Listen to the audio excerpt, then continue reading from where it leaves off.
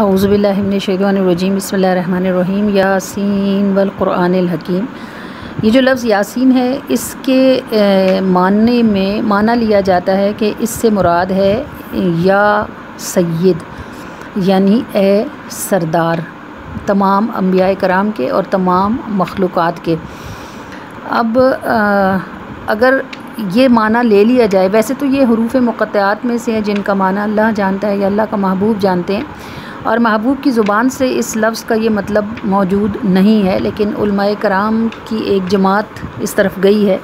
کہ یہاں یاسین سے مراد یا سید ہے، یعنی رسول اللہ صلی اللہ علیہ وآلہ وسلم کی ذات مبارکہ۔ اگر یاسین سے آپ یا سید ہی مراد لے لیں تو ایک بڑی خوبصورت بات یہاں سمجھ آتی ہے کہ رسول اللہ صلی اللہ علیہ وآلہ وسلم تمام کائنات کا دل ہیں، کہ وہ جو نہ تھے تو کچھ نہ تھا، وہ جو نہ ہوں تو کچھ نہ ہو، جان ہے وہ جہان کی، جان ہے تو جہان ہے۔ تو آپ علیہ نبی علیہ الصلوۃ والسلام تمام کائنات کا دل ہیں، اور سورہ یاسین قرآن کا دل ہے، تو کائنات کے دل کے ذکر سے قرآن کے دل کا آغاز ہوا، تو یہ لفظ یاسین یہاں اس لیے موجود ہوا، اور واللہ اعلم بالصواب، حقیقتیں تو بس اللہ ہی کے علم میں ہیں۔ اور قسم کھائی گئی والقرآن الحکیم، کہ قسم ہے کہ اس قرآن کی جو حکمت سے بھرا ہوا ہے اور محکم اور مضبوط ہے۔ تو اگر قرآن حکمت سے بھرا ہوا ہے تو پھر صاحب قرآن کی حکمت کا عالم کیا ہوگا، اس کا بھی اندازہ لگانا ممکن نہیں ہے۔ انکا لمن المرسلین، بے شک آپ بھیجے ہوں میں سے ہیں، بے شک آپ رسولوں میں سے ہیں۔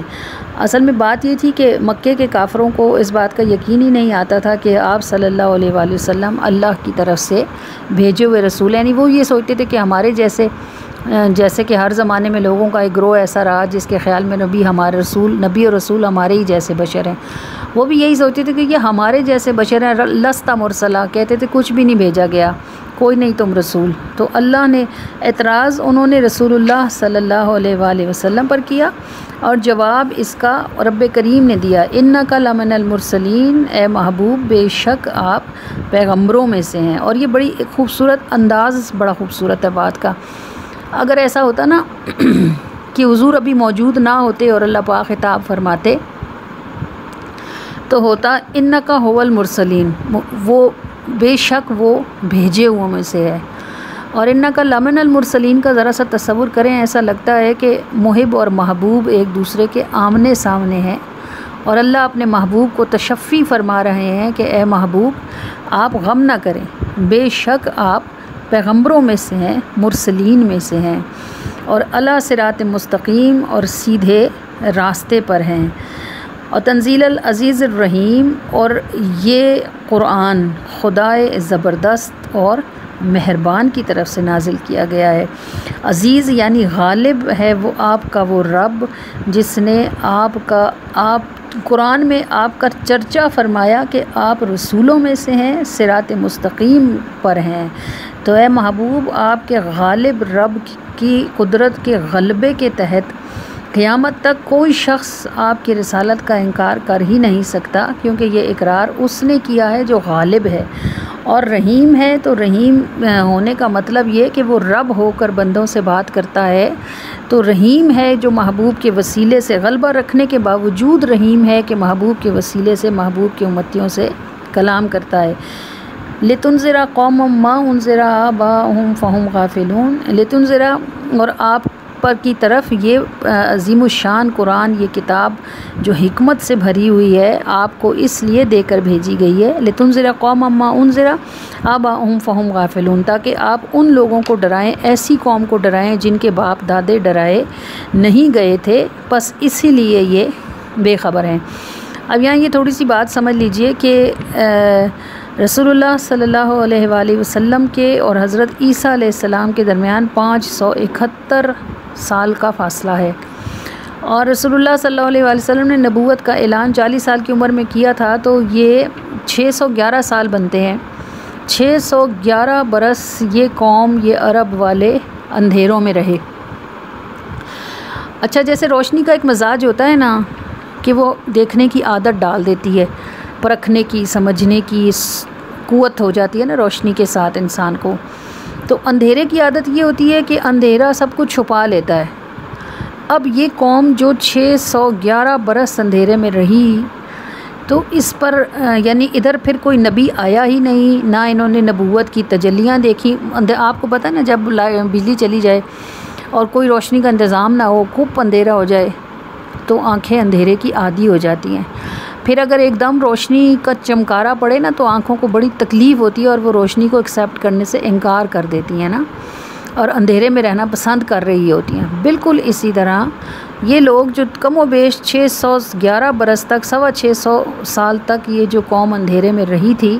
اب رسول اللہ صلی اللہ علیہ وآلہ وسلم کو اللہ تعالیٰ نے لمن المرسلین کا تاج لگا کر، آپ کو قرآن حکیم عطا فرما کر، صراط مستقیم پر چلنے کی سند دے کر، آپ صلی اللہ علیہ وآلہ وسلم کو آپ کے پروردگار نے اس قوم کی طرف بھیجا تھا کہ جو اندھیرے میں رہنے کی عادی ہو چکی تھی اور وہ غفلت کا شکار ہو چکے تھے۔ لقد حق القول علی اکثرہم فہم لا یؤمنون، اور اللہ پاک فرماتے ہیں کہ اے محبوب صلی اللہ علیہ وآلہ وسلم، اب چونکہ اسلام کی تعداد بڑھ رہی تھی نا مسلمانوں کی، تو مکے کے کافروں کو تشویش ہو رہی تھی کہ یہ نیا مذہب آیا ہے اور یہ پھیلتا ہی چلا جا رہا ہے، تو وہ حضور علیہ الصلوۃ والسلام کو حرم شریف میں نماز نہیں پڑھنے دیتے تھے، اور جنہوں نے اسلام قبول کر لیا تھا ان پر سختیاں کیا کرتے تھے، ان کو ظلم کرتے تھے، ان کو مارتے تھے، پیٹتے تھے۔ تو اللہ تعالیٰ نے اپنے محبوب صلی اللہ علیہ وآلہ وسلم کو تنبیہ یہاں فرمائی کہ اے محبوب، اب اللہ تو علام الغیوب ہے نا، لقد حق القول، لیکن ان میں سے اکثر لوگوں پر یہ بات پوری ہو چکی ہے، فہم لا یؤمنون، تو یہ لوگ ایمان نہیں لائیں گے۔ یعنی اگر آپ اپنی تبلیغ کی انتہا بھی کر دیں گے، یہاں تک کہ اگر ان پر عذاب بھی آ جائے گا اور یہ آنکھوں سے اس کو دیکھ بھی لیں گے، تو چونکہ علم الہی میں ان کا کفر پر رہنا علم الہی میں ثابت ہو چکا ہے، تو اس لیے یہ وہ بدبخت لوگ ہیں جو اتنا کچھ دیکھ لینے کے بعد بھی ایمان نہیں لائیں گے اور یہ آپ کو جھٹلاتے ہی رہیں گے۔ اللہ تعالیٰ فرماتا ہے کہ ان بد نصیبوں کو ایمان لانا، ان کو ہدایت تک پہنچنا انتہائی مشکل ہے۔ انا جعلنا فی اعناقہم اغلالا، یہ جو لفظ غل ہے یہ توق کے لیے استعمال ہوتا ہے۔ اعناقہم، ان کی تھوڑیوں سے لے کر ان کی گردنوں تک کیا ہے، ہم نے ڈال دیے ہیں توق۔ فاہیا الی الاذقان فہم مقمحون، جس سے ان کی تھوڑیوں تک جو ہیں ان کے توق ڈل چکے ہیں، اور اب یہ اس حال میں ہیں کہ ان کے سر اوپر کو اٹھ گئے ہیں۔ یعنی آپ محبوب صلی اللہ علیہ وسلم دیکھیں نا، حضور علیہ الصلوۃ والسلام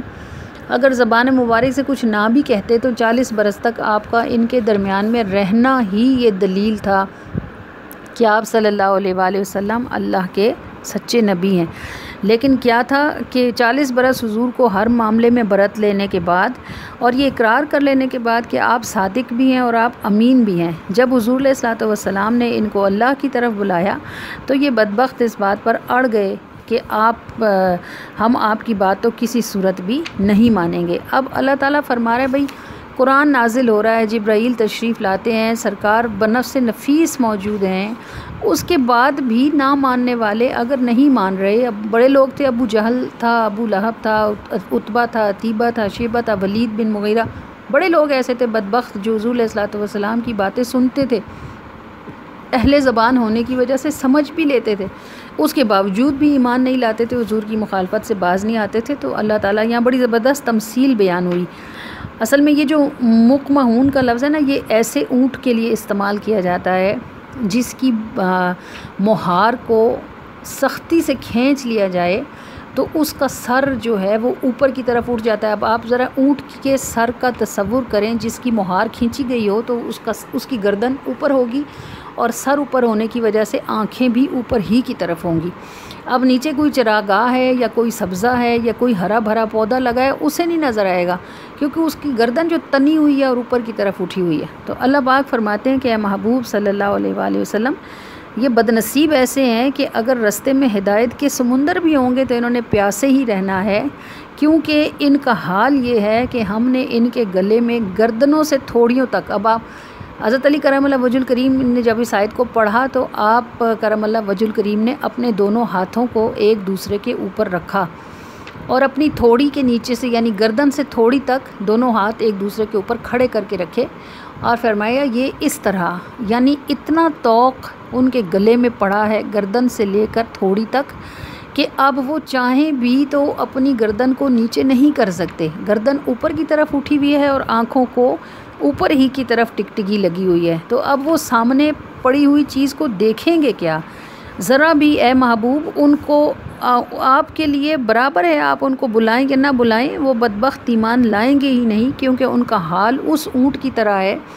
جس کی مہار کھینچ لی گئی ہے اور اب اس کی گردن اور آنکھیں دونوں اوپر ہی لگی ہوئی ہیں۔ وَجَعَلْنَا مِن بَيْنِ أَيْدِيهِمْ سَدًّا وَمِن خَلْفِهِمْ سَدًّا، فرماتا ہے اور اس کے سوا یہ کہ ہم نے ایک آڑ ان کے سامنے کر دی، وَمِن خَلْفِهِمْ سَدًّا اور ایک آڑ ان کے پیچھے کر لی، فَأَغْشَيْنَاهُمْ اور ان کی آنکھوں کو ہم نے ان کے منہوں پر کپڑا ڈال دیا، پردہ ڈال دیا، فَأَغْشَيْنَاهُمْ ان کی آنکھوں کو ڈھک لیا ہے، فَهُمْ لَا يُبْصِرُونَ تو سو اب وہ دیکھ سکتے ہی نہیں ہیں۔ دیکھیں بات یہ کہ نا حضور علیہ الصلوۃ والسلام کے چہرے کا نور ایسی چیز نہیں تھی جو چھپ سکتی، اور نہ ہی آپ کی باتوں کی مٹھاس، نہ آپ کے رویے کی نرمی، نہ آپ کی پاکیزگی، یہ سب ایسی باتیں تھیں جو بلاتی تھی اپنی طرف، لیکن اس کے باوجود بھی کہ سرکار بنفس نفیس موجود تھے، یہ بدبخت جو حضور اصل میں بات یہ تھی نا یہ گستاخ تھے اور ان کے دلوں کو تھا تکبر، تو یہ تکبر جو ہے بندے کو گستاخی پہ اکساتا ہے اور یہ گستاخی بندے کو برباد کر کے رکھ دیتی ہے، اور اللہ کے پیاروں کی شان میں گستاخی، تو اللہ فرماتا ہے محبوب صلی اللہ علیہ وآلہ وسلم ان کا حال یہ ہے کہ ہم نے ان کے سامنے بھی، اب دیکھیں نا کوئی کسی کے سامنے بھی دیوار ہو جائے، پیچھے بھی دیوار ہو جائے، فاغشینہم آنکھوں پر ہو جائیں پردے، فہم لا یبصرون تو پھر اسے سوجھ ہی کیسے سکتا ہے، وہ دیکھ ہی کیسے سکتا ہے۔ یہ جو ایک مرتبہ ابو جہل ملعون نے کہا کہ اگر میں محمد صلی اللہ علیہ وآلہ وسلم کو دیکھ لوں تو میں ایسے کر دوں اور ایسے کر دوں، تب یہ آیتیں اتریں کہ اے محبوب صلی اللہ علیہ وآلہ وسلم ان کے آگے پیچھے آڑ ہے اور آنکھوں پر پردے ہیں، تو آپ کے شانوں کو کمی کوئی نہیں ہے، یہ بدبخت دیکھ نہیں سکتے۔ اور یہ بھی ہے آپ کو معلوم ہوگا کہ یہ پہلی 10 آیتیں ہی ہیں جو رسول اللہ صلی اللہ علیہ وآلہ وسلم اس وقت تلاوت فرما رہے تھے جب آپ ہجرت کے لیے اپنے گھر سے نکلے تھے، اور آپ کے گھر کے رستے کے باہر دونوں طرف یہ کافر بدبخت لے کر کھڑے ہوئے تھے ننگی تلواریں، اور رسول اللہ صلی اللہ علیہ وآلہ وسلم فہم لا یبصرون شروع سے لے کر یہاں تک یہ آیت مبارکہ تلاوت فرما رہے تھے، اور ایک مٹھی خاک آپ کے ہاتھ میں تھی جو آپ نے ان کے سروں پر پھینک دی تھی، تو آپ صلی اللہ علیہ وسلم ان کی ننگی تنی ہوئی تلواروں کے بیچ میں سے گزر گئے تھے، اور ان بدبختوں کو آپ صلی اللہ علیہ وسلم دکھائی دیے ہی نہیں تھے۔ بہت دیر کے بعد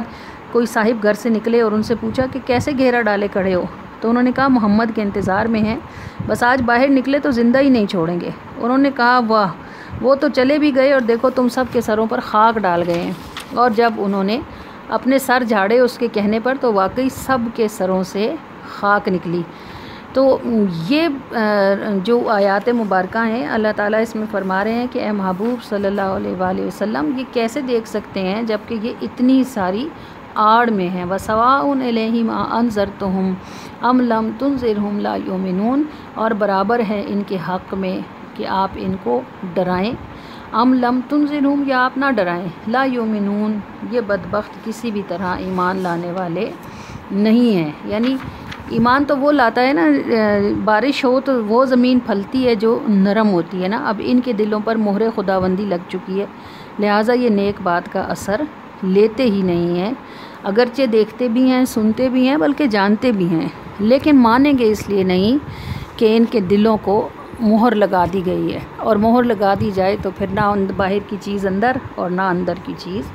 باہر۔ اللہ کریم اور مہربان صدقے میں اپنے محبوب علیہ نبی صلی اللہ علیہ وسلم کے اس قرآن کریم سورہ یاسین کی اس تفسیر کو ہمیں سمجھنا بھی آسان فرمائے،